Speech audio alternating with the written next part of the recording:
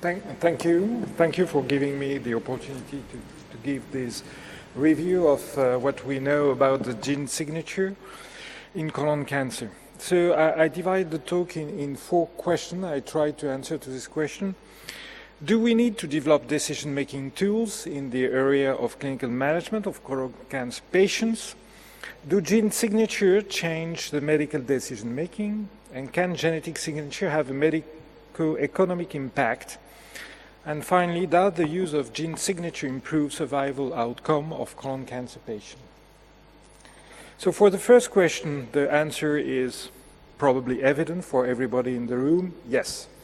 Why? Because first, we need to define the subgroup of patients that need adjuvant chemotherapy in stage 2 colon cancer. Second, try to define the subgroup of stage 3 that do not need adjuvant chemotherapy. And these patients are, 50% of these patients are cured only by surgery, as you know. So what we know about the prognostic factors in stage 2 and stage 3 colon cancer. Inside each tumor stage, the risk of recurrence is depending of different risk factors. For example, for stage 2, obstruction, perforation, emergency admission, T4 stage, high grade of differentiation, less than 12 lymph nodes are indicative or poor prognosis, as you know. For stage 3, the number of positive lymph nodes are associated with the risk of recurrence, for example. And if you, I don't know if we looked on this part of the slide, this is a representation of the new 7th version of the TNM classification, and as you can see in this slide, there is some stage 3 that have a better prognostic than some of stage 2 patients. And as has been mentioned this morning, the only the biomarkers, prognostic biomarkers in stage 2 is the MSI status. If we go to stage 3 now, there is other biomarkers that have been, let's say, enlightened recently by our work with PETACC08 and the NO147. We looked for KRAS mutation, BRAF mutation in this series, large series of patients, stage 3, treated by adjuvant chemotherapy. And as you can see from this flowchart, approximately, in fact, 44% of the patients have a KRAS mutation on codon 12 or 13 or a BRAF mutation. And if you looked for overall survival of this patient at 3 years, for example, patients that have wild-type RAS and BRAF tumors have a probability of to survive of 91% at 3 years. If you have a mutation of KRAS on codon 12 or 13, you have a probability of survival of 86%. And if you have a BRAF mutation, your probability of survival is 74%. So how we can add some now signature in this context? I borrow this slide from the very interesting review from Ramon that asked the question recently. So in fact, if you want to process to validate a prognostic signature, you need to cross at least 4 or 5 different steps. The first step is to develop a genomic classifier, and this could be done by different approach. So you have a biological hypothesis, or you have an agnostic or without assumption approach, and you define by a high throughput method a list of genes, a signature.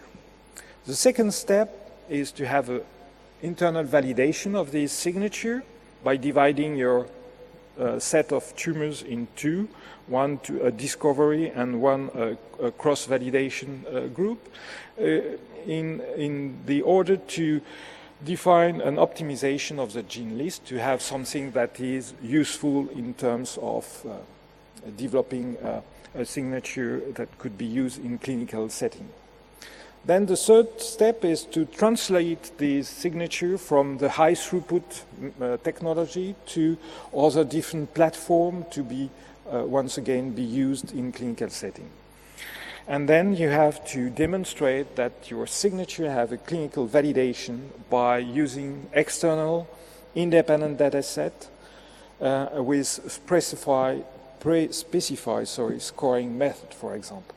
And now you have to demonstrate that this clinical validated signature have a clinical utility. That means that this signature is useful and modified what you can do with the patient. So there is different signature that have been, let's say, at least go to the fourth step. That's the Oncotype DX signature, the Coloprint signature, the Veridex signature, the GeneFX signature. And this is a different, let's say, validation series that have been published in the different journals. That's the number of patients included in these series, the stage of the tumor. So most of this series is about stage 2, some with stage 3, rare series, one series with stage 1. The number of genes in the validation set, so Oncotype DX 12 genes, Coloprint 18 genes, Veridex 7 genes, and the GeneFX signature 600 and let's say approximately 600 probe set. They use different type of tissue, formalin fixed paraffin embedded tissue, fresh frozen tissue, and some signature use both type of tissue. And as you can see, the hazard ratio from recurrence, to predict the recurrence or to predict the relapse-free survival or the overall survival is somewhere very similar from one signature to the other signature. Now I will illustrate this by different graphs.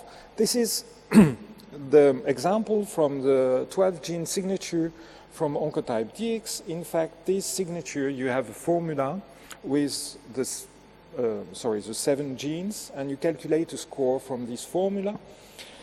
And this is a distribution of the score in the a different series of patients, of stage 2 patients, and you can see that the density of the score signature is around between 20 and 40. Most of these patients have these score in their tumors, and you can calculate from this score the risk of recurrence. And for example, if you take 40 as a score, you have a probability of recurrence of 15%.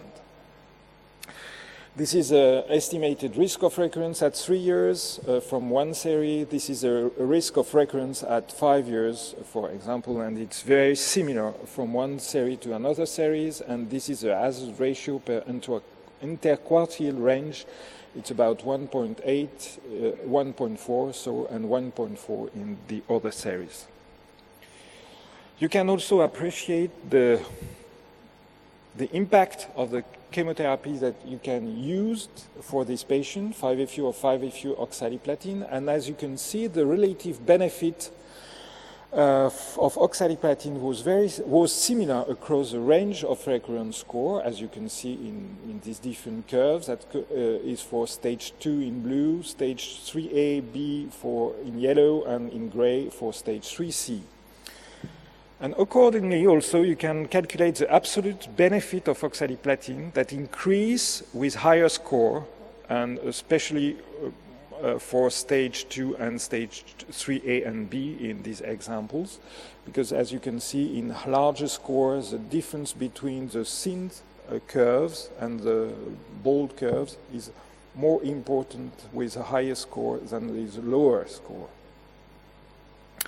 This is another example, but we changed from Oncotype DX to Coloprint signature, and once again you can divide, for example, here the stage 2 in 2 groups according to the low and high risk score, and you can also use this score in multivariate analysis, and you can see here that the Coloprint is independent from the other prognostic factors, and you can calculate the hazard ratio. Here is 3.9, for example, 3.2, sorry.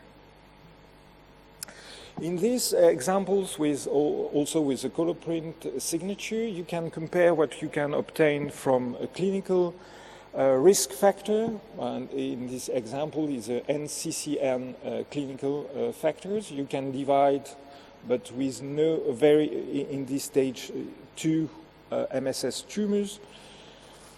You have some difficulty to distinguish between high and low risk with the clinical factors, and if you applied the signature from color print, you can easily divide your patient in 2 groups according to the risk factor. And for example, in this series, you have in the low risk factor, you have a risk of recurrence of 10%, and these represent approximately 63% of the patient as compared to the high risk of recurrence. And in the example, the high risk patient have a risk of recurrence of 21%, and this group of patients represent 37% of the whole population. You can also focus on the T3 stage MSS stable tumors, and once again you have an hazard ratio which is the most important hazard ratio as compared to the other clinical variables, and you can also be able to divide the patient into groups. Now we move from another signature, the ALMAC signature, and once again you can divide the patient. I will shift. So there is one publication that is interesting that compares a different signature in one series. So they put all the PETACC3 patient and tried to define this and applied the signature defined here, the Veridex, the Genomic Health, the MD Anderson signature and the ALMAC signature, and they compare. All the signature finally gives similar results in terms of hazard ratio, as you can see in this slide. But when you compared one patient with you applied for one patient a different signature, and in fact the agreement of the classification in high and low risk of signature is different from one patient to another patient, showing that in fact there is not good correlation between the signature, and the coefficient of correlation is very poor between the signature. And this is why it's happened. Probably because there is, as mentioned by the previous speaker, there is no one molecular subtype of colon cancer, but there is many different subtypes. And for examples, I take our publication on a series of French consortium showing that there is 6 different subgroups of colon cancer based on gene expression. And these, as mentioned by the previous speaker, this subgroup is characterized by different phenotype and also have different prognosis. And we applied on these series the Oncotype DX signature. And as you can see, the impact on the overall series is very good from Oncotype DX signature, because we are able to divide the patient in 2 groups in terms of prognostic.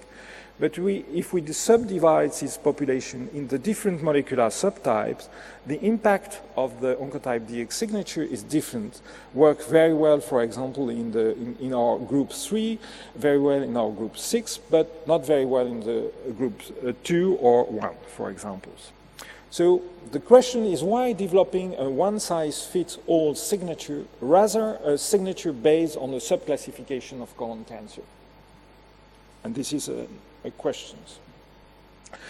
The next question is, do gene signature change the medical decision making? This is an example based on Oncotype DX signature, and in fact, they compare the decision before the signature and after the physician receives the results of the signature. And in fact, in the first hand, there is 70.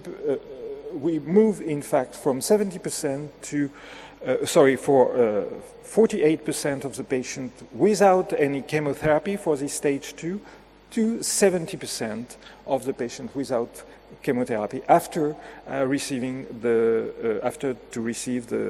results of the signature.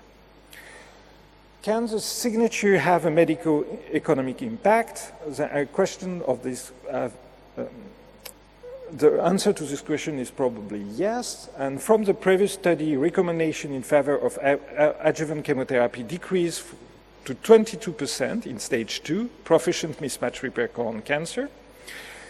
And from this Markov model here, the average total direct medical cost decreased from $1,000, and the average patient well-being improved by 0.11 quality-adjusted life years. And so this seems to demonstrate that the use of these signature improve, let's say, have a good medical impact for the society. In conclusion, there are multiple prognostic signatures for stage 2 and sometimes for stage 3. Some of these signatures are clinically validated. All signatures bring additional prognostic information as compared to known prognostic factor, significant in multivariate analysis.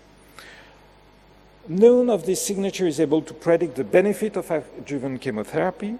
There is no evidence at that time that modified decision by gene signature lead to improved outcomes of the patient. They all make the hypothesis that colon cancer is an homogeneous cancer, which is clearly not the case, and probably we can improve the gene signature by taking into account that there is different colon cancer, and probably they should help day-to-day decision making. Thank you.